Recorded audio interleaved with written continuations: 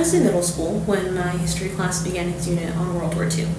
We learned the essential facts like the Axis and Allied powers, key leaders, and familiarizing ourselves with the timeline of events that led to the war. Of course, the devastation of World War II affected many countries, and certain events overshadowed others, which is why the war is most often associated with Nazi Germany and the atrocities of the Holocaust. Yet, there are lesser-known aspects of the war that deserve attention too. For instance, the battle strategy used was blitzkrieg, or lightning warfare, with airstrikes, tanks, and ground troops, while other tactics like the role of the Navajo code talkers who developed an unbreakable code with their tribe's language often goes unnoticed.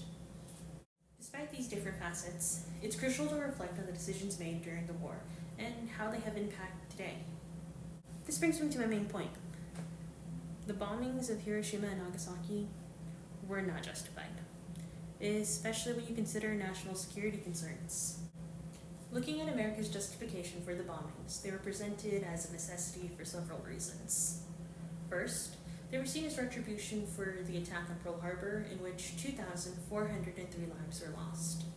Logistically, it was believed that Japan's invasion would have resulted in more casualties for both sides. Strategically, America had developed powerful weapons and believed that using them would help bring a swift end to the war. There's also the consideration of Japan's loyalty to its nation, as America posited that Japan would not surrender. There was worry that Japan would utilize civilian kamikaze, and without its emperor announcing surrender, they would continue fighting.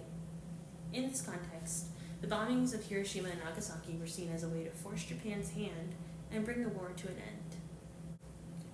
While it's easy to argue that the bombings were justified because they ended the war and prevented more casualties, we cannot overlook the long-term consequences and how America looked. Innocent lives were lost. Civilians who had no idea what an atomic bomb was. And yeah, America warned them, but how could Japanese population know what was coming? The bombings were in many ways a demonstration of America's power. America could have used one of the bombs to target an uninhabited island, so that way Japan could see the devastation and know what they were about to face, and maybe then take the warning a little bit more seriously.